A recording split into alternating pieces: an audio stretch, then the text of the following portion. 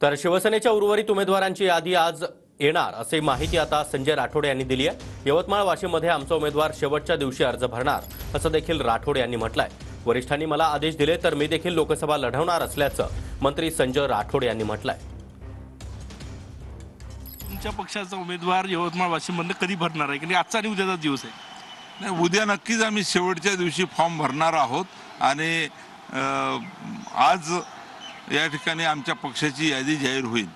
तुमच्याच नावावर आग्रह आहे मुख्यमंत्र्यांचा आणि भाजपच्या नेत्यांचाही, फडणवीसांचाही आग्रह असल्याची माहिती आहे। जर नेत्यांनी तुम्हाला म्हटलं की तुम्हाला केंद्रात जायचं आहे कारण की ओबीसी समाजात तुम्ही मोठ्या प्रमाणात काम केलेलं आहे, तर तुम्ही जायला तयार होणार का?